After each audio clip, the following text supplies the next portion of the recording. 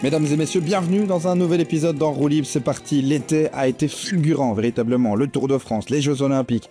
Sur Pix Plus Sport, on a été servi avec le Tour de Burgos, le Tour d'Allemagne, le Tour de Pologne. On en a eu dans tous les sens, véritablement. Et ça continue évidemment sur Pix Plus Sport avec les épreuves canadiennes qui approuvent, c'est une habitude sur les antennes de Pix Plus Sport, le Grand Prix de Québec et le Grand Prix de Montréal. Et aujourd'hui, on est avec nos fidèles pour pouvoir en parler. On aura aussi un petit mot sur les championnats d'Europe qui approchent parce qu'il y a eu quand même pas mal de petits changements au niveau des sélections et on en parlera avec nos fidèles. Comme je le dis, pour commencer évidemment, c'est celui qui est toujours en forme, qui est toujours présent et qui visiblement a le sourire, un beau teint. Il est étincelant, c'est Frédéric Amorizon. Salut à tous, oui ça va parfaitement. Comme vous venez de le dire, Gordon, un été hyper intéressant, beaucoup de courses et puis des grands rendez-vous qui vont encore arriver dans les prochaines semaines. Effectivement, avec donc ces deux courses canadiennes. On a notre journaliste attitré ici, journaliste de la DH, également le grand leader, le grand Manitou du challenge Écoille au niveau des classements de régularité chez les jeunes, avec beaucoup de changements. Julien, bonjour, premièrement. Salut Gordon, salut tout le monde. Les jeunes marchent à mort chez les Wallons, avec notamment un jeune qu'on connaît bien ici, Sacha Amorizon, qui va gratter quelques petites places notamment. Effectivement, il avait déjà fait 2 podiums, je crois, le week-end passé, ce qui lui avait permis de remonter dans la hiérarchie du DS Challenge bicyclique. Et là, il vient de faire un top 10 dans une Coupe de Belgique à Onen, donc il va faire un sérieux bond en avant. Fred, il tient un petit peu de son papa ou c'est encore différent ? Non, je pense qu'il est meilleur que son papa. Son papa n'était pas très fort, donc c'est pas difficile d'être mieux. Mais ouais, j'ai mis une certaine pression parce qu'il paraît qu'à la remise des prix du challenge, il y a pas mal de rafraîchissements. Donc j'aimerais participer avec beaucoup de plaisir. Ça m'étonne pas de toi, Frédéric. Bon, pour nous accompagner, pour parler de ces épreuves canadiennes, on a la chance d'avoir l'entraîneur de celui qui ira remettre son titre en jeu sur le Grand Prix de Québec, Arnaud Delis. C'est Gaëtan Bill, son entraîneur, qui est présent avec nous pour parler d'Arnaud, pour parler du Tour de France, pour parler de l'après-Tour de France et surtout des épreuves à venir. Bonjour Gaëtan, merci de ta présence. Bonjour Gordon, bonjour tout le monde. On va s'y mettre. Oui. Ouais. Pour commencer tout d'abord, comment vas-tu Gaëtan ? La forme ? Très bien, oui, moi ça va. Il n'y a pas de... Non, on a une collaboration qui avait commencé avec Arnaud et du coup, il y a encore des belles épreuves jusque fin d'année, dont les épreuves canadiennes, comme tu as dit, met son titre en jeu. Donc, il y a du challenge. On va tout premièrement, avant d'aller vraiment sur la petite préface que Frédéric a préparée évidemment, ainsi que Julien, on va parler un petit peu d'Arnaud. Évidemment, comment se sent-il ? On sait que les dernières semaines ont été particulièrement bonnes. On va repartir un petit peu plus loin d'ailleurs avec le Tour de France, notamment. Un Tour de France qui a été réussi. Comment on le juge, ce Tour de France, du côté du clan Arnaud Delis, Gaëtan, avec 5 top 5 au niveau des sprints ? C'était ce qui était attendu ou on espérait peut-être un peu plus encore ? Non, avant tout, c'était son premier grand tour, donc il fallait qu'il le digère bien. Ensuite, il a été surprenant dans ses arrivées au sprint massif. Et puis, ce qu'il y a, c'est qu'au fil des étapes, les ambitions sont venues parce qu'il avait vraiment les jambes pour en gagner une. Malheureusement, c'est pas arrivé, mais dans l'ensemble, c'est quand même vraiment positif ce qui s'est passé en juillet. Frédéric Arnaud, premier Tour de France, on l'a vu, il avait sa place dans ses emballages finaux, il a été présent du bout en bout et il avait quand même montré une belle fraîcheur tout au long de ces 3 semaines. C'était un tour réussi avec ton recul d'analyste, Frédéric. Oui, on l'a dit plus d'une fois que c'était réussi, la découverte. Alors c'est à tout niveau, le côté sportif, médiatique, on attend beaucoup. En plus, avec ce maillot de champion de Belgique sur les épaules, ça n'est pas facile non plus à gérer. Donc, vous êtes beaucoup plus finalement surveillé, suivi par la presse internationale. Et sprint après sprint, finalement, ça s'est plutôt bien mis. Il manquait les petits détails, trouver la bonne ouverture, le bon timing. Des coéquipiers qui n'avaient pas non plus l'expérience des plus grosses formations, qui pour beaucoup dans cette équipe, l'Auto-Destinée, découvraient le Tour de France. Donc ce sont ces petits pions qui pouvaient manquer pour éventuellement trouver le bon moment et aller chercher la victoire. On parle des meilleurs coureurs du monde, donc ça se joue vraiment sur quelques détails. Et puis quelquefois des étapes notamment comme l'étape des routes blanches, il aurait fallu peut-être un Arnaud Delis un peu plus calme. On l'a vu dépenser énormément d'énergie dans la première partie parce que voilà, c'est le Tour, on veut bien faire, mais quelquefois vouloir bien faire, on fait trop, et c'est ce qui lui a manqué dans la seconde partie, parce que c'était ce jour-là, je crois, peut-être l'étape qui lui convenait le mieux. Donc pour la suite, ce sera de faire des choix peut-être, de ne pas aller sur tout type de sprint, d'arrivée, et d'encore plus cibler les étapes. Mais je pense que ce Tour de France va le faire grandir, et je pense qu'il en est très bien sorti. Il l'a montré directement à sa reprise avec sa victoire au Tour du Danemark, sa première victoire dans au niveau d'un classement général. Et on l'a encore vu très présent sur le René 8 Tours avec sa première victoire sur une ligne d'arrivée avec son maillot de champion de Belgique. Ah, justement, on a parlé de fraîcheur, Gaëtan. Toi qui es son entraîneur, comment il est sorti de ce Tour de France? Et surtout, il y a eu ce Tour de Danemark, il y a eu un petit temps de repos. Comment ça a été géré cela du côté de... Déjà, il est sorti du Tour quand même assez fatigué. La dernière semaine, la troisième semaine, donc c'est que de l'apparence, un petit peu l'état de fraîcheur. Ouais, quand même. Il a avoué quand même que c'était quand même fort éprouvant. Donc, il n'y a pas eu de miracle. Il y avait une vingtaine de jours entre le Tour de France et le Tour du Danemark. Ça a été beaucoup de la récupération, pas trop d'intensité pour pas revenir trop vite en forme, parce que le Tour du Danemark n'était pas en soi un objectif. Après, avec un coureur talentueux comme Arnaud, même à 75-80% de ses capacités, il est capable d'aller chercher un classement général. Ça s'est joué un peu, mais il l'a eu, c'est bien. Et voilà, l'idée, c'est vraiment de monter en puissance après le Tour du Danemark. Et ça s'est bien passé parce qu'on a vu à la Bretagne classique qu'il était très actif. On voyait un coureur pas spécialement attentiste, mais qui savait faire la course. Il est exceptionnel à Gramont. Je trouvais vraiment la... Ok, fort, il a toujours été fort, mais c'est sa manière de gérer la course. Il était quand même... dans la gestion, dans le contrôle, toute l'étape, je trouvais là-bas à Gramont. Donc ça m'a vraiment surpris. Et voilà, il a été chercher la victoire à Gramont en plus, qui commence un petit peu à être pas sa ville natale, mais sa ville de prédilection, parce que ce mur-là, à chaque fois, il l'a toujours bien passé. Et puis avec le maillot de champion de Belgique, donc c'était exceptionnel, oui. Ouais, c'était historique, évidemment, hein, de le voir remporter sur la hauteur de Gramont avec ce maillot de champion de Belgique. Frédéric qui a parlé justement de son tempérament un petit peu trop attaquant sur l'étape de Troyes. Toi, tu nous parles évidemment de cette étape du Rini 8 Tours, où c'était mieux, où il a mieux géré. C'est encore là où il peut peut-être s'améliorer, continuer sur cette lancée, notamment avec les échéances qui approchent. C'était surtout une étape pour les classiques, parce que quand on peut regarder ces dernières années, les classiques printanières, cette année, ça ne lui a pas souri du tout. L'année passée, il commençait à être un petit peu acteur, et voilà, c'est forcément les objectifs des prochaines années. Donc, je pense que cette étape-là de Gramont a été importante dans cette étape vers les classiques. Et puis après, pour la fin de saison ici, il y a l'état de fraîcheur qui compte aussi. Il a beaucoup couru ici dernièrement. La fin de saison, elle commence à être éprouvante. Donc, on va voir comment ça se passe. Mais oui, l'idée, c'est d'être le plus frais possible et le plus motivé au départ des courses. Mentalement, il m'a paru en tout cas très, très frais et avec une énorme motivation. Au René 8 Tours, là, on sentait qu'il avait la niaque et qu'il voulait gagner. Déjà, ses épreuves au Canada, il est tombé amoureux l'année passée du Canada. Ça lui a souri. Et d'ailleurs, c'est pour ça, je pense qu'il ne s'est pas manifesté pour la sélection des championnats d'Europe. C'est parce qu'il tenait vraiment à cœur d'aller au Canada. Donc oui, il veut bien faire à Québec. Comment il envisage justement ces courses canadiennes? Il a gagné l'année passée, c'était sa première World Tour, sa première victoire World Tour. Il est sorti très très bien de ce Rini 8 Tours. Il arrive en confiance, on imagine, sur ces épreuves canadiennes. Oui, surtout Grand Prix Québec, il voit bien un finish comme ça, c'est un des meilleurs coureurs du monde sur ce type d'effort.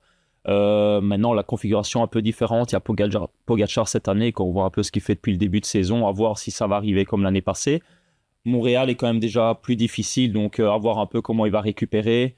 Il ne se met pas la pression pour Montréal, mais Québec, il veut bien faire. On va commencer justement à parler, puisque tu le fais très très bien, Gaëtan, de ces courses canadiennes, donc avec effectivement la présence de Tadej Pogacar. On est sur le Grand Prix Québec, Frédéric, un Grand Prix Québec où il avait écrasé la concurrence hier, main sur les cocottes, un sprint très très long pour aller chercher sa première World Tour. C'était assez phénoménal à suivre sur les antennes de Pix Plus Sport. On a envie de revivre ça cette année, mais il y a justement le facteur avancé par Gaëtan, c'est la présence de Tadej qui peut changer de tout au tout la dynamique de cette course.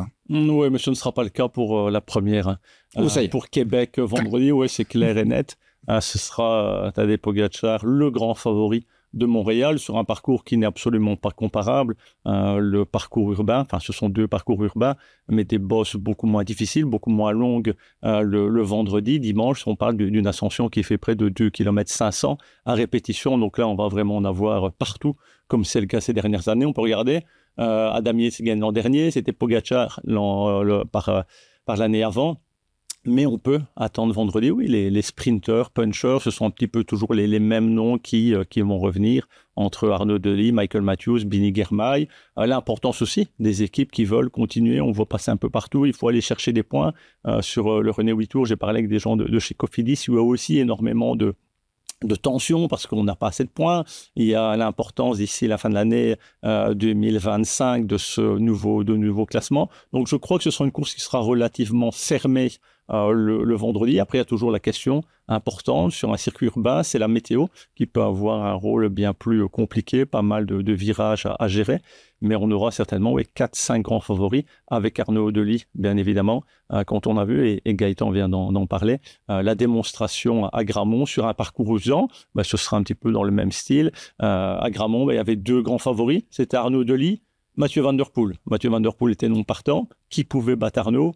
Presque personne. Et donc ici, ce sera certainement une grande pancarte pour lui au départ de cette épreuve. Ouais, si on doit chercher une petite comparaison entre les 2 épreuves, on pourrait dire quand même que à Québec, les sprinteurs ont leur chance. À Montréal, c'est pas du tout le cas. Ça, c'est clair et net.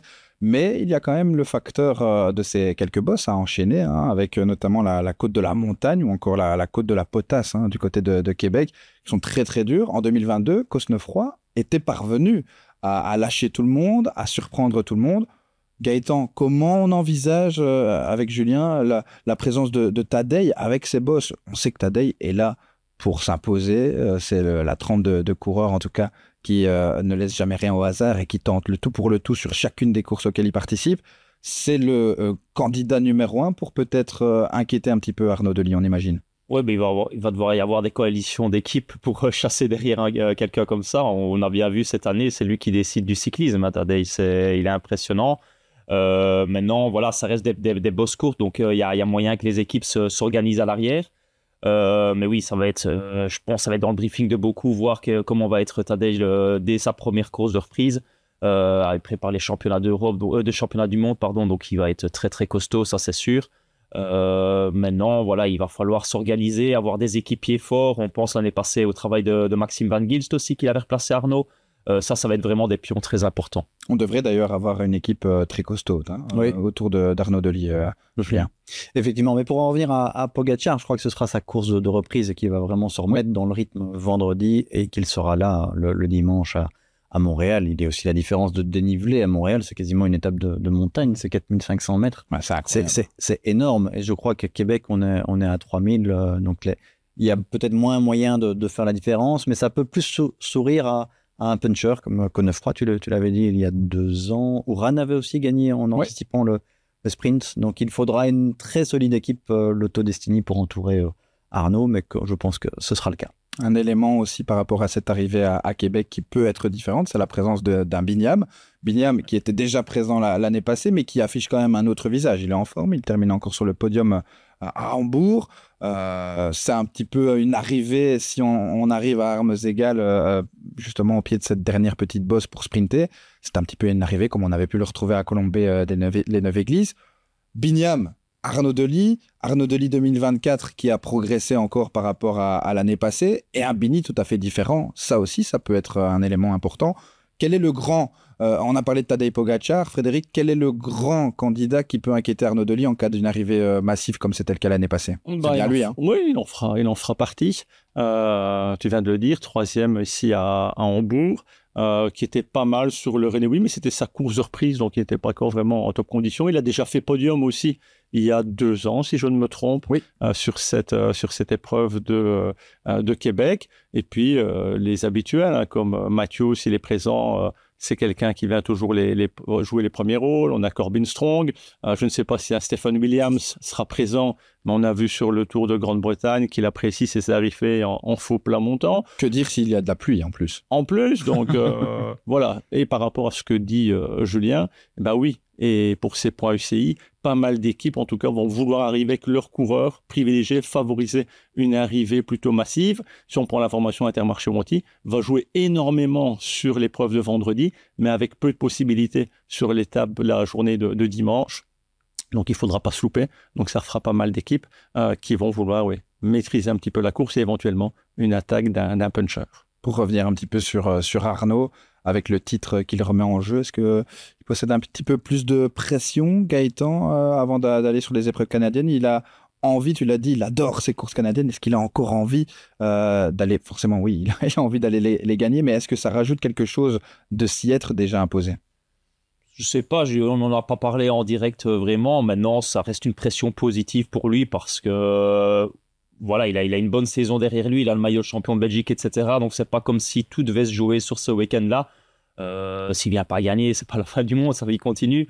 Mais c'est donc du coup, c'est une pression positive. Ça challenge aussi d'aller rechercher un deuxième titre aussi. Donc, c'est plus comme ça qu'il le voit. Est-ce qu'on peut considérer, donc, même si c'est encore tôt, que cette saison 2024, avec les petits pépins, est plus ou moins réussie avec ce Tour de France, avec ses quelques petites victoires? Il reste encore pas mal de belles courses, mais comme tu le dis, si on ne gagne pas au Canada, c'est pas grave.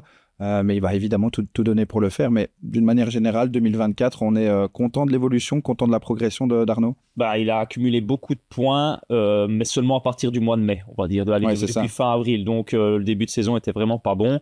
Et puis après, il est vraiment sur une bonne lancée avec beaucoup de points aussi accumulés. Donc, cette partie-là de la saison est vraiment bien. Après, il y a encore des très belles épreuves jusque fin d'année. Donc, quand on voit la saison passée qu'il a fait en fin d'année, il était vraiment très costaud. Il a été chercher un maximum de points aussi. Donc, voilà, c'est quelqu'un qui finit toujours très fort ses saisons et c'est un peu le but de continuer sur cette lancée-là. Ce serait quoi justement son programme après le Canada? On va un petit peu en discuter pour voir comment ça se passe après le Canada. Il faut voir un petit peu, c'est pas encore, tout n'est pas figé. Ok. Moi, j'espère quand même, Gaëtan, j'espère que tu vas faire en sorte qu'il soit à Binche, si c'est possible, hein, bien sûr. Si tu ça doit être dans les cordes parce qu'il n'y a pas de... Allez, c'est les épreuves de fin d'année. C'est important pour toi en plus. Mais attends, mais surtout pour pouvoir te retrouver aussi dans les petits cafés au Central, par exemple, en fin de soirée. Avec Frédéric, avec Julien, quand même. Hein. Et peut-être avec Arnaud qui sera là avec nous. Oui, fin de saison, quoi.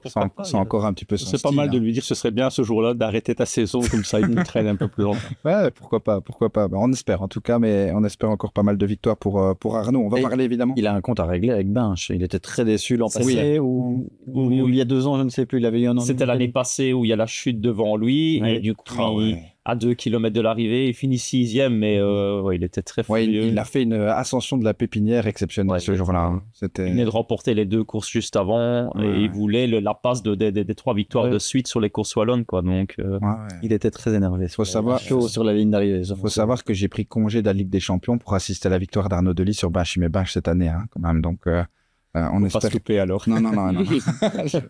je rajoute un peu de pression, mais il sait la gérer de toute façon, il n'y a pas de problème. Arnaud Delis. On va parler du Grand Prix de Montréal un petit peu plus en profondeur. On l'a dit déjà brièvement, énormément de dénivelé, beaucoup de boss. Ça va être très très dur. C'est pour des grimpeurs, pour des punchers.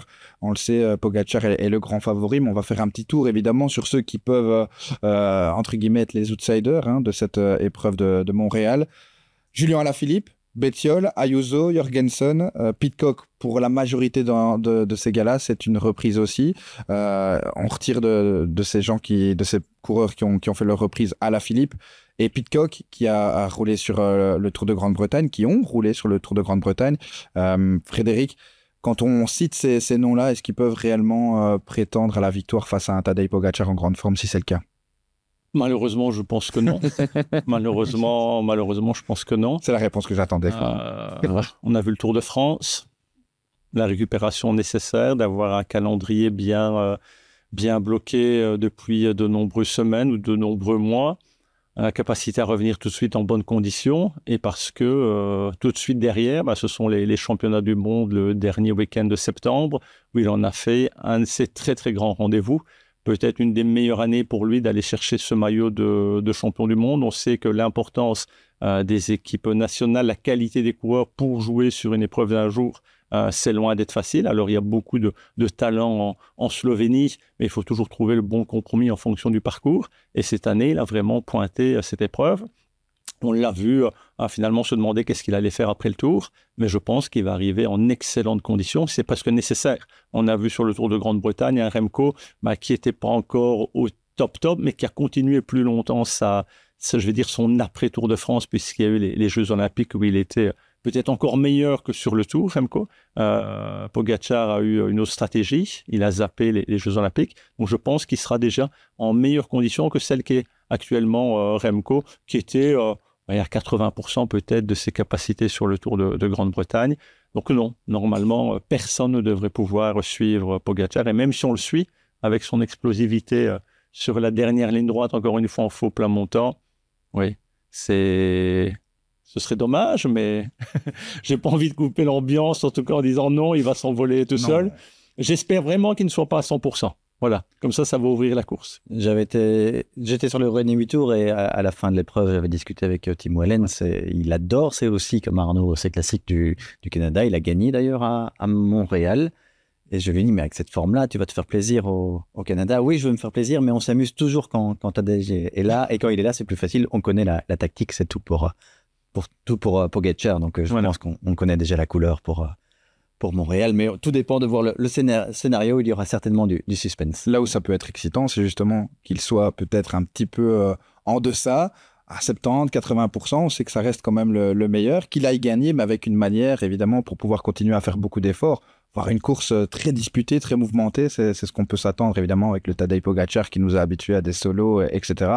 On peut vivre vraiment un Grand Prix de Montréal qui s'annonce assez grandiose. On a bien compris, premier Tadej Pogačar, sauf énorme surprise. On va essayer de s'intéresser à ceux qui peuvent aller chercher la deuxième place, la troisième place. On a parlé d'Alaphilippe, de Bettiol, d'Ayuso, de Jorgensen, de Pidcock. Julien, par rapport à ce que tu as vu ces dernières semaines, qui est le plus en forme, en tout cas, pour pouvoir prétendre à une place sur ce podium, ou en tout cas à la victoire? Ça me ferait plaisir de voir Alaphilippe à l'avant. Je pense qu'il revient bien dans le coup, il est motivé, il est en forme, il se fait plaisir. Son avenir est aussi assuré chez Tudor. Ça doit lui faire du bien, ça. Oui. Où il tourne le chapitre à Soudal Quick-Step, qui ne s'est pas malheureusement super bien terminé avec tous les petits conflits qu'il y a eu. Il va retrouver Trentin chez Tudor et qui le courant passe bien. Et je pense qu'il peut se montrer sur le Canada. Je ne le cite pas comme un favori, mais je pense qu'on le verra à l'avant. Ouais, deuxième de la Classica San Sebastian, tout de même. Deuxième aussi d'étape sur le Tour de Grande-Bretagne la semaine passée. Du côté de Gaëtan, peut-être un nom à citer, une petite surprise? Surprise, Tim Wellens avec le jeu d'équipe, je vais dire. Il a vraiment été très impressionnant à Gramont. Très très fort, il adore les épreuves canadiennes. Voilà, comme Fred l'a dit, si le Montréal, s'il pleut et tout ça, il peut se passer tout. Ça reste une course de vélo, mais c'est pas spécialement Tadej va être très très fort, c'est sûr, mais ça reste une course de vélo. Ça peut être dangereux en circuit urbain ou quoi, et pourquoi pas un Tim Wellens en tirer son... Oui, dans un scénario où on pourrait voir justement Tadej attaquer, et puis Tim contrer, aller dans les coups, être présent dans les roues, et justement tirer son épingle du jeu. J'adore cette idée-là, Gaëtan. J'espère. En tout cas, c'est pour ça que tu m'as fait venir. Tu peux pas suggérer des idées comme ça. Bien sûr. On espère en tout cas que ce sera le cas. Ça changerait les habitudes de l'entraînement, parce que je ne sais pas si vous avez vu sur les réseaux sociaux, pour le moment, le seul qui peut suivre Tadej Pogačar, c'est le papa de Tim Wellens, mais avec le avec la moto, le derrière moto de Tadej Pogačar avec le papa Wellens. C'est vrai que c'est pas mal du côté du Rocher de Monaco. C'est clair qu'il y a pas mal de bons coureurs là-bas pour pouvoir faire des bons petits groupes d'entraînement. Mais c'est pas toujours simple de suivre Tadej. Effectivement, on va s'intéresser tout doucement au championnat d'Europe. Je rappelle tout de même que les classiques canadiennes sont sur Pix Plus Sport le 13 et 15 en soirée.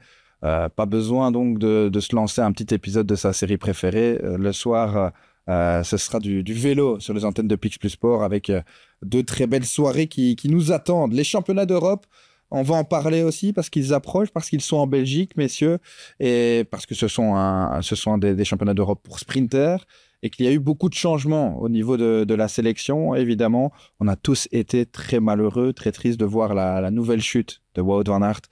Frédéric, on va commencer par toi, évidemment, toi qui as évidemment suivi le Tour de Grande-Bretagne et suivi le Reny 8 Tour aussi, où tu étais sur place. En même temps, tu étais sur tous les radars. Tu devais avoir des multi-écrans dans tous les sens dans ta cabine pour pouvoir tout suivre. Je sais comment tu travailles, c'est assez impressionnant. On dirait qu'il a plusieurs... Professionnel. Non, ouais, professionnel, mais en même temps multitâche. Et ça, c'est quand même assez exceptionnel. Comment on a vécu une nouvelle fois cette chute de Wout van Aert et surtout sur ce que ça implique, parce que sa saison route est terminée. C'est surtout mentalement. Physiquement, heureusement, il s'en sort sans aucune fracture. Mais quand on a vu ces dernières années, ce printemps, avec une nouvelle chute, et quelle chute à travers la Flandre, la capacité mentale de se reconstruire, de revenir sur le Tour de France, où finalement sa plus belle victoire, c'était au niveau de ce mental, d'aller se mêler à nouveau à des sprints massifs où les risques sont hyper importants, d'arriver en conditions incroyables sur les Jeux Olympiques. Il a été un élément déterminant pour Remco, puisqu'il a finalement saboté Mathieu Van Der Poel sur l'épreuve en ligne, d'être le seul capable de l'accompagner. Et puis une Vuelta qui se passait dans des conditions admirables, en échappée, dans des sprints massifs, dans des étapes difficiles, la possibilité d'aller chercher 2 maillots, même si celui du meilleur grimpeur n'était pas une volonté au départ. Et puis cette malencontreuse chute où finalement vous êtes toujours attiré par le coureur qui vous précède, il va à la faute, il finit sur les rochers, tout s'arrête. Et donc là, oui, mentalement, de dire de nouveau à l'arrêt, après avoir fait autant de semaines, de mois d'efforts pour revenir à mon meilleur niveau, c'est très, très difficile à encaisser parce qu'on parle des championnats d'Europe qu'il va rater. Mais je pense que ça aurait été un des grands favoris des championnats du monde. J'en ai discuté et j'ai parlé de ça avec Serge Pauwels, qui est le sélectionneur des juniors, mais qui s'occupe aussi des pros avec Sven Matternaut, qui disait, oui, notre atout numéro 1 sur les championnats du monde, ce sera Remco Evenepoel, mais Wout van Aert aurait été l'élément peut-être le plus important pour pouvoir décrocher le fameux maillot de champion du monde qu'il attend tant sur un parcours difficile. Il parlait même d'un championnat du monde ressemblant un peu à Lugano en 96 lorsque Johan Museeuw s'était imposé et qu'il aurait été quelque part la surprise. Et quand on voit la condition qu'il avait sur ce dernier Tour d'Espagne, il aurait été parmi les très très grands favoris des prochains championnats du monde. Donc il faudra à nouveau se reconstruire. Alors je vais essayer de trouver une note un peu positive pour lui, pour les amateurs de vélo, c'est qu'on aura peut-être l'occasion de le voir un peu plus dans les labourés cet hiver, puisqu'il arrête déjà sa saison maintenant, et de refaire un peu plus de cyclocross et revenir à nouveau conquérant au printemps prochain. Un petit peu de teasing pour la saison cyclocross qui approche, c'est magnifique, Frédéric. Gaëtan, tu as été coureur, Frédéric aussi, Julien aussi, même si ça n'a pas été un franc succès comme les deux autres garçons qui... La faute à Fred. La faute à Fred, oui. Qui t'a volé des succès Non. Attention. Mais on a tous été coureurs ici, évidemment, et on sait que par moment, parce que c'est important de recibler tout cela, on entend souvent parler, tiens, Wout tombe énormément, Wout est souvent par terre. Messieurs, quand ça tombe devant nous, parfois c'est juste impossible de pouvoir faire autrement. C'est surtout un grand manque de bol, parce qu'on le sait, Wout, il a de la technique, c'est un pilote, c'est de la chance qui lui manque. C'est clairement de la chance, oui, la chute, désolé, je t'interromps, mais la chute dans ce virage-là. Oui. Mais maintenant... moi, je peux passer 150 fois dans ce scénario-là, je vais tomber 150 fois. Lui, avec sa technique, il a quand même des atouts. C'est quand même un super pilote. Et je pense que s'il tombe, c'est qu'il n'y avait rien d'autre à faire à ce moment-là. Ouais, le 3, à travers les Flandres, c'est une chute groupée où il ne peut rien faire d'autre. On a également une chute un petit peu bête sur le Tour de France où il arrive trop vite dans un virage. Et ici encore, la Vuelta, c'est évidemment dommage. Et c'est très souvent... pas de sa faute en fait, et ça c'est important de le rappeler. Ici en tout cas ça va changer un petit peu la donne. On a toujours tendance à dire les hommes en forme il ne leur arrive rien, mais c'est lui il a inversé. Au vu de sa forme du Tour d'Espagne, un homme en forme peut aussi avoir un incident et peut également tomber. Et c'est vraiment aux chutes de toute l'année, avec les grands noms qui sont tombés. C'est aussi pour ça qu'on a l'impression que ça tombe beaucoup plus souvent, c'est parce qu'on en parle plus aussi, puisque les coureurs qui sont au sol, ce sont ceux qui ont un gros taux de résonance. On avait parlé aussi du Tour de Pays Basque avec tous les grands noms au sol. Évidemment, forcément, on en parle plus et ça pose beaucoup plus de questions aussi. Mais il y a toujours eu des chutes dans le vélo. Et là, je suis tombé sur une pile d'archives et un miroir sprint de 1964. Et la première page, c'était les coureurs prennent trop de risques, il y a trop de chutes en 1964. C'est un sport dangereux, vous avez été professionnel, ça se touche, les coureurs prennent des risques forcément avec la volonté d'aller chercher de la victoire. Il y a des vitesses qui sont très, très élevées, de plus en plus, il y a ces fameux freins à disque aussi qui permettent un freinage plus tardif et peut-être une prise de risque plus grande, mais cette saison, on a eu 2 strikes énormes qui ont fait énormément de bruit parce que ces 2 strikes ont envoyé au sol toutes les stars du peloton à Waregem et au Pays Basque. Bon, quoi qu'il en soit, ce qui est sûr, c'est que Sven Matternaut a dû se retrousser les manches une nouvelle fois pour aller chercher un remplaçant pour l'épreuve route. Ce sera Edward Theuns, un nouvel équipier. J'ai envie de parler avec vous justement de cette sélection parce qu'elle a aussi fait un petit peu polémique. On a du mal un petit peu à se situer. On est sur un championnat d'Europe pour sprinters avec nos 3 sprinteurs, les 3 meilleurs Belges qui sont envoyés. On aurait pu évidemment compter dans cette liste Arnaud Delis, mais on a bien compris que lui, il avait en tête les Canadiennes. On s'est rendu dans un premier temps avec Wout van Aert, avec Jasper Philipsen, avec Tim Merlier et avec Jordi Meus. Frédéric, ça fait pas un petit peu beaucoup. Bon, maintenant, on n'a plus Wout van Aert malheureusement, mais on reste quand même avec 3 sprinteurs au départ. Comment on juge cette sélection, même si on sait que c'est très difficile évidemment à voir, à imaginer. Je pense qu'il est important un petit peu de clarifier l'idée dans la tête des gens qui nous suivent, Frédéric. Le sélectionneur national, le premier, a été clair en disant c'était la sélection la plus compliquée pour moi établir ça parce qu'on est sur un parcours simple, on est sur des championnats d'Europe qui ont lieu en Belgique. Pour certains, c'est peut-être leur dernière chance. On sait que l'âge avance tout doucement pour Tim Merlier notamment. On veut faire confiance à la jeunesse, à Jordi Meus qui a pris une 4e place sur la Bemmer Classic. Et on a Jasper Philipsen qu'on dit qu'intrinsèquement, c'est peut-être le meilleur sprinter du monde. Vous rajoutez à ça Wout van Aert, qui aurait été l'électron libre, qui aurait pu profiter des secteurs pavés, parce qu'on parle de la certitude d'avoir un sprint massif normalement. On n'aura peut-être pas beaucoup de vent non plus, donc ça va avoir un élément déterminant dimanche prochain, les quelques secteurs pavés. Mais est-ce qu'aujourd'hui, et quand on a suivi les dernières semaines ou derniers mois entre le Tour d'Italie et le Renault 8 Tours, est-ce que la formation italienne n'est pas la mieux armée en venant avec un seul élément? Alors c'est tout miser, c'est mettre tous les œufs dans le même panier avec un collectif qui sera uniquement dédié autour de Jonathan Milan pour aller chercher le maillot de champion d'Europe. Parce que certes, on a mis le poisson pilote de Tim Merlier avec Van Lerberg, on a mis le poisson pilote sans Mathieu Van Der Poel, il faut quand même le préciser, de Jasper Philipsen avec Jonas Rickaert, les éternels et habituels coureurs qui vont travailler dans l'ombre entre Tim de Klerk, Lorenz Rex, voire Edward Teuns. Alors oui, on va faire quoi? 2 trains? On va demander à Jordi Meus de se mettre un peu dans le train Merlier ou dans le train Philipsen, donc ça me paraît un peu compliqué. J'espère tout simplement qu'on n'ira pas chercher une médaille de bronze, une 4e place et une 6e place et de ne pas avoir le maillot de champion d'Europe. Donc oui, pas simple. Mais pouvait-on réellement, dans le cas du sélection nationale, dire à un très bon sprinter, Tim Merlier est un excellent sprinter, tu n'y viens pas.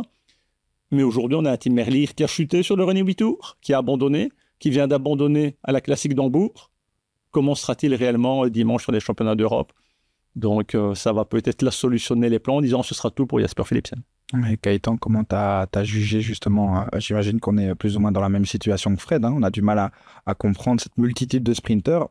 Je t'ai vu acquiescer en disant oui de la tête lorsque Frédéric a parlé de Jonathan Milan et de cette équipe d'Italie qui est fabuleuse. Une autre équipe qu'on peut évidemment dénoter, c'est les Néerlandais, avec un poisson pilote qui est exceptionnel, évidemment, avec Olaf Koy, qui est étincelant aussi tout dernièrement. On a quand même beaucoup plus de confiance dans les autres équipes que dans la sélection belge à quelques jours des championnats d'Europe.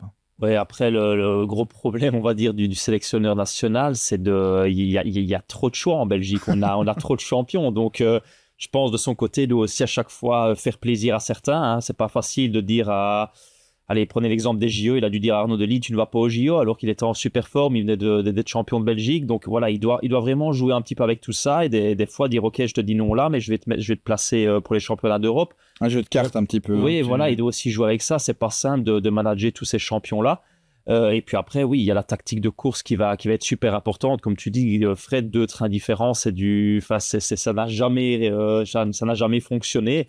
Et quand tu vois des équipes comme l'Italie qui ont toujours bien presté sur les championnats d'Europe, ils ont vraiment directement un mec avec qui jouer, avec Milan qui est dans une forme exceptionnelle. C'est souvent payant ce type de stratégie avec Olaf Koy aussi.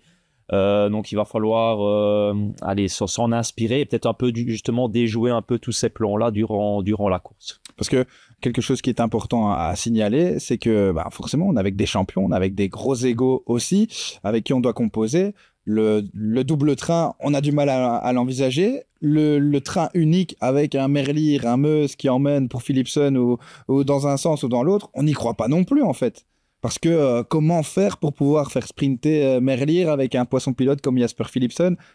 Ouais, si chacun a son ego, on va se retrouver à ce que tu disais, une 2e place, une 3e place. Surtout que Philipsen-Merlier, ça n'a pas toujours été la super entente. Non. Et encore, quand on a vu certaines tensions sur le dernier Tour de France entre Wout van Aert et Jasper Philipsen, on se demandait déjà là aussi comment cohabiter avec 2 garçons qu'on venait avec le même statut de coureur protégé, alors qu'on s'est un petit peu tiré la bourre, non pas simplement en termes de résultats, mais aussi par rapport à des déclassements, en disant « ouais, ce gars, pour qui il se prend ?» Donc, c'était quand même relativement compliqué. Je crois que le sélectionneur, en tout cas, était très content lorsqu'Arnaud Delis lui a dit « ne compte pas sur moi, je vais courir au Canada. » Il aurait espéré que d'autres puissent faire la même situation. Ouais, imaginez rajouter Arnaud Delis dans cette bande-là, c'est quand même impressionnant. Là où, avec Wout van Aert, on avait aussi l'idée d'être plus sur un tempérament offensif, on le remplace avec Edward Theuns. Est-ce que vous pensez qu'il y a pu y avoir des discussions aussi avec un Jasper Philipsen qui aime de plus en plus aussi aller à l'attaque, hein. On l'a vu sur des classiques flandriennes, sur les classiques pavés, faire la course, ce qui n'est pas toujours le cas d'un Tim Merlier ou d'un Jordi Meus, même si Meus avait terminé notamment dans le top 10 du dernier Paris-Roubaix. Est-ce qu'on a pu peut-être discuter avec Jasper et lui dire « Tiens, Jasper, toi, tu vas dans les coups. Dernièrement, c'est pas non plus hyper flamboyant au niveau des sprints, hein. C'est clair que c'est intrinsèquement l'un des plus vite pour le moment. Il y a eu 3 victoires sur le Tour de France, mais depuis, on l'a vu remporter des épreuves, mais on l'a vu aussi s'écraser. Il sera présent sur ces championnats d'Europe sans son poisson pilote qui le fait gagner à 70 ou 60% des cas sur le Tour de France. Peut-être que Jasper Philipsen est avec cette carte d'offensif, peut-être. Je ne sais pas, c'est une idée. Je pense que c'était l'idée du sélectionneur aussi, en misant aussi sur Van Aert. Avec donc un Merlier qui reste au chaud. Un Merlier qui reste au chaud. Il va y avoir de la guerre. Ça ne va pas être un scénario où ce sera un sprint jusqu'à l'arrivée. Il va y avoir des attaques. Je pense que Mathieu Van Der Poel va mettre le feu. Et il aurait eu un super allié avec son super rival.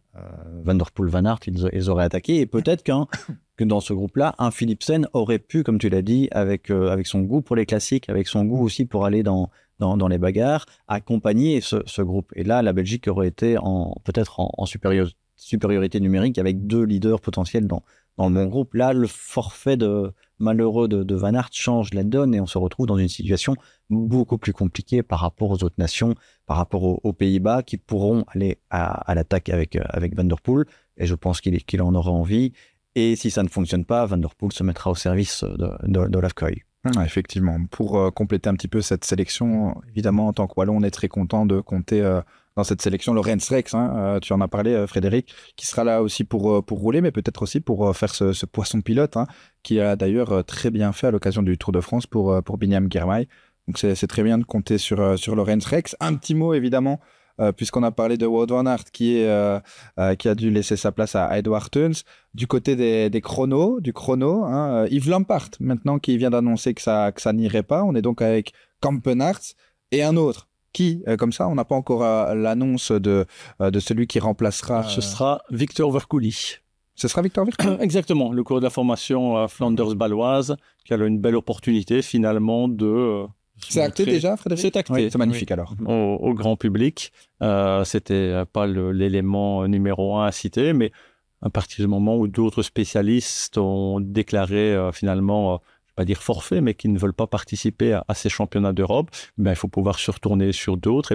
C'est une belle opportunité pour ce jeune coureur flandrien de découvrir ces championnats d'Europe. Il est important de notifier qu'Alex Segert concourra du côté de la catégorie des espoirs, parce que ça aurait pu être clairement le candidat pour accompagner Kampenaerts au niveau des professionnels. Un petit mot évidemment sur les championnats d'Europe aussi féminins. Pas de Lotte Kopecky sur route, ça va donc être logiquement difficile de pouvoir lutter avec l'Italie, avec les Néerlandaises, mais on compte dans cette équipe notamment Alana Kastrick, qui sera présente, la championne de Belgique de gravel, qu'on recevra à l'occasion d'un épisode consacré au gravel. Donc au niveau de la route, un petit peu compliqué certainement de pouvoir rivaliser. Elles feront évidemment le maximum et tout peut arriver autour de Marthe Truyen par exemple, qui pourrait avoir sa carte à jouer. On est sur un sprint, donc clairement avec du Ribes, avec du Balsamo chez les Italiennes, avec Consoni. Clairement, la balle est dans le camp des Italiennes ou des Néerlandaises. Par contre, au niveau du contre-la-montre, messieurs, là où on sait que Lotte Kopecky n'est pas la plus grande spécialiste, la porte est grande ouverte pour un titre de championne d'Europe, parce que les coureuses qui étaient notamment présentes devant elle sur les championnats olympiques, sur les Jeux olympiques, ne sont pas là, puisqu'elles sont australiennes, néo-zélandaises, américaines. On a également les toutes bonnes néerlandaises qui ne sont pas présentes. Lotte Kopecky, la porte ouverte, elle pourrait aller chercher un titre qui est historique pour son profil sur un contre-la-montre, comme c'est le cas à Zolder. Bien évidemment, et on a pu entendre son entraîneur justement de dire ce choix de zapper l'épreuve en ligne, de tout miser sur l'épreuve chronométrée parce qu'elle avait beaucoup de déceptions lors des Jeux Olympiques, cette chute, parce qu'elle pensait pouvoir vraiment faire une performance bien meilleure que ce elle a pu réaliser ce jour-là. Et donc l'ambition, tout simplement, d'aller chercher le maillot de championne d'Europe sur cette épreuve chronométrée, parce que oui, ce sera certainement la favorite numéro 1. Et dans son rôle différent sur un parcours où normalement les purs sprinteuses auront, et tu viens de citer les quelques noms, peut-être pas trop d'intérêt d'aller faire finalement l'élément supplémentaire et donner la possibilité à d'autres d'être sélectionnés dans l'équipe de Belgique. Et elle est en forme. Elle vient de gagner à Oettingen, elle vient de gagner le Tour de Romandie en Suisse. Donc elle sera là au rendez-vous. Avec un final un petit peu bizarre quand même. On arrive au sommet avec Demi Vollering, on se fait la guerre jusqu'au bout, à la limite de se faire tomber. Alors qu'on fait partie de la même équipe, c'était assez spécial, mais en tout cas, la victoire est allée du côté de Vollering et la victoire au général pour Lotte Kopecky. Donc effectivement, elle est en forme, Lotte, et écoutez, on a fait le tour. Donc maintenant, on sait que Lotte Kopecky est en forme. J'ai envie de savoir si vous êtes en forme pour le quiz qui approche. Un quiz évidemment axé sur les championnats d'Europe, sur les épreuves canadiennes. Julien, ça fait longtemps qu'on n'a pas eu de quiz. Le trophée, je viens de le ramener de la maison parce que j'ai eu la possibilité de le garder pendant 3-4 épisodes. Voilà, certains diront que j'ai fait exprès pour pouvoir en profiter un maximum, tellement j'étais vraiment très fier de pouvoir l'avoir. Mais aujourd'hui, je le remets en jeu. Je le remets en jeu avec des candidats très solides et on commence avec le traditionnel My name is. Gaëtan, je rappelle les règles, évidemment, je parle comme si j'étais un coureur. Il faut simplement deviner qui je suis. 3 indices, 3 points pour le vainqueur après un indice, 2 points si on gagne avec au bout du deuxième indice, 1 point si on a besoin du troisième. C'est parti, je suis le coureur à avoir réussi le doublé canadien en ayant... Gordon, c'est pas grave parce que ça fait quand même quelques émissions qu'on n'a plus. Tu vois, Gaëtan, j'oublie. Je fais le quiz et j'en oublie les clochettes. Important. Qui prendra le pouet-pouet? On va donner ça à Gaëtan. Gaëtan pour le pouet-pouet. Ouais. Tu peux nous faire un petit test, s'il te plaît. Heureusement que Julien est là pour me rappeler un petit peu les bases. C'est les règles. De ce quiz finalement. Je suis le coureur à avoir réussi le doublé canadien en ayant remporté Québec et Montréal. Gerrans. Effectivement, Simon Gerrans. On commençait facilement, normalement, puisque vous saviez quel était le sujet de la discussion aujourd'hui. Mais Julien Gilbert est évidemment toujours à point. Le trophée va retourner à Namur de nouveau. Ouais, sans doute. Namur, 2 villes de vélo. Hein. Voilà. 3 points pour Julien Gilbert. Deuxième coureur, je suis le seul coureur à avoir remporté à la fois les championnats d'Europe sur route et en contre-la-montre. C'est bien plus difficile et il y a un petit piège ici. Je suis donc champion d'Europe, contre-la-montre et route dans ma carrière. Remco. Il l'a été chez les juniors. Et... Avec c'est vrai que mon énoncé, il y a notamment un titre chez les professionnels, notamment du côté de la route. C'est ça la petite particularité. Donc c'est pas Remco. Deuxième indice, âgé de 30 ans, je n'ai jamais participé aux épreuves canadiennes de ma carrière. Jusqu'à là, difficile de vraiment vous aider. Mais j'aurais pu être l'équipier du vainqueur de 2016 si je m'y étais rendu. C'est-à-dire que en 2016, la victoire était revenue à Greg Van Avermaet. Je faisais donc partie de l'équipe BMC à l'époque. Nizzolo. Non. Troisième indice, avec Fabien Liénard, je suis le deuxième Suisse roulant chez Groupama FDJ. Fabien... Ah, il roule encore. Stefan Kung. Stefan Kung, effectivement. C'était pas évident, mais c'est vrai qu'il y avait un petit souci au niveau de l'énoncé. Le petit piège, c'était donc que Stefan Kung avait été champion d'Europe sur route au niveau de la catégorie des espoirs. J'avoue que c'est ça le petit piège qui était là. Et donc champion d'Europe de contre-la-montre en 2020 et en 2021. Et les prochaines questions vont être aussi compliquées? Écoute, on verra. Hein. On verra ce qu'il en est pour voir si vous êtes toujours au niveau. Troisième coureur. Un coureur de ma nationalité. Non, oui. Ma nationalité n'a jamais remporté le Grand Prix de Québec ni le Grand Prix de Montréal. Et Rada a terminé deuxième à Montréal. Ivan Garcia Cortina, troisième l'année suivante en 2019. Et moi, je suis le troisième coureur espagnol à avoir réussi à me hisser sur le podium. My name is...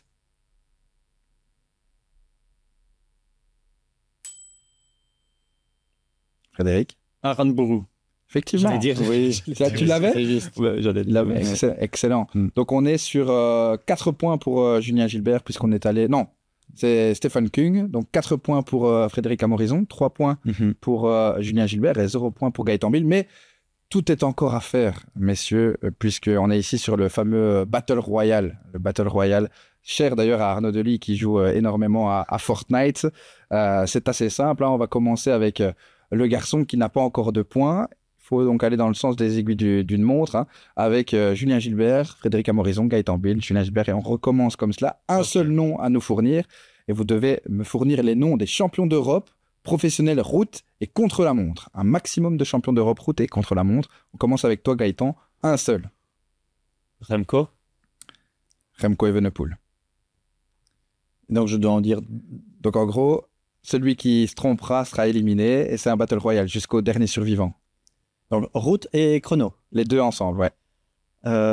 Savoir que ça a commencé chez les professionnels en 2016. Ouais, c'est ça. Oui. Je vais vite être éliminé. Viviani Colbrelli. Donc, là, tu en as signé. Ouais, voilà. Il a dit Viviani. Voilà. Il a dit Viviani. Et je dis Colbrelli. Colbrelli. On repart chez Gaëtan Bill. Et Colbrelli après été champion de chrono. Route. Tu peux dire un des deux. Okay. Quand il arrive avec Remco. Stéphane Kung. Kampenarts. Effectivement, au niveau du contre-la-montre en 2017 et en 2018. Jacobsen sur route en 2022. Trentin en 2018. Laporte en 2023. Ça commence à se corser. Ouais. On ne l'a pas? Non. Pas du tout? Du tout. Élimination de Frédéric Amorizon. Ouais. On est à 2 survivants. Gaëtan Bill.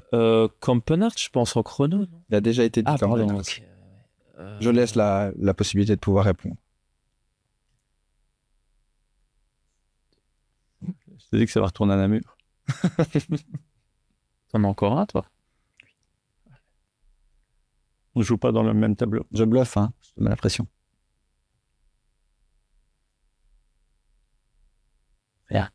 Rien? Je ne sais plus. Julien Gilbert, peut-être pour nous terminer la liste. Je ne sais pas s'il a déjà été dit. Je ne sais plus. Bissegger, effectivement. Champion d'Europe en 2022. Tu peux continuer, hein, vas-y. Étale-nous tes connaissances. Ouais.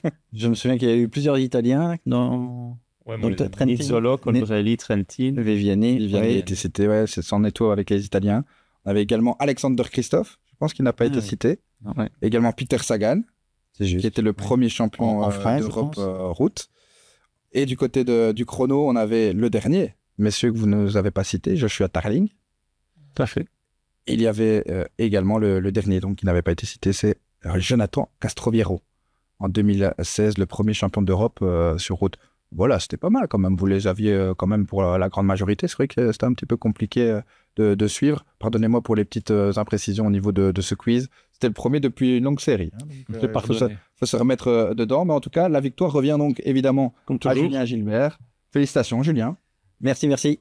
Pour ce petit quiz qui nous sert évidemment toujours de mémo, hein, pour se remettre un petit peu dans le contexte de ces championnats d'Europe ou de ces courses canadiennes, pour un petit peu en apprendre plus là-dessus. Merci à vous, messieurs, pour cette belle discussion autour de tout cela. Frédéric, quelles sont les prochaines échéances? Évidemment, il y aura ces courses canadiennes qu'on commentera ensemble, avec Mathieu Istas aussi du côté de Québec. On imagine qu'on espère une nouvelle fois crier, exulter, comme c'était le cas l'année passée avec Arnaud Delis. Bien évidemment, c'était...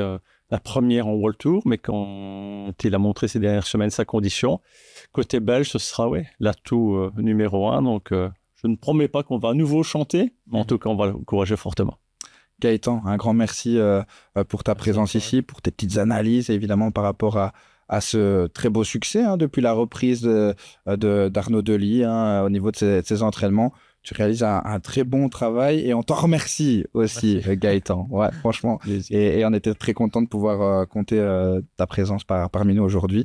Julien, tu repars encore une fois avec le trophée. J'ai la sensation qu'il il est quand même plus méritant. En tout cas, le trophée a sa place sur l'étagère de Julien Gilbert beaucoup plus que sur la mienne. Ouais, Oui, même si Fred a bien mis la pression. Ouais, parce c'est qu'il avait vrai. plus de points que moi avant le C'est vrai. Battle Royale. Mais malheureusement, c'est le Battle Royale qui est... qui fait la À différence. mon avis, Sacha, je ne sais pas si Sacha joue à la PlayStation. Si, Il aurait tous. pu t'aider sur un Battle Royale, un monde ouvert comme ça. Allez, un grand merci à vous, messieurs. Et on se retrouve sur Pix Plus Sport. Donc, pour ces épreuves canadiennes, il y a encore plein de vélos qui arrivent, évidemment. Mais ce sera sur Pix Plus Sport qu'on pourra suivre nos beaux résultats belges. Merci, messieurs. Merci à tous de nous avoir suivis. Ciao, ciao.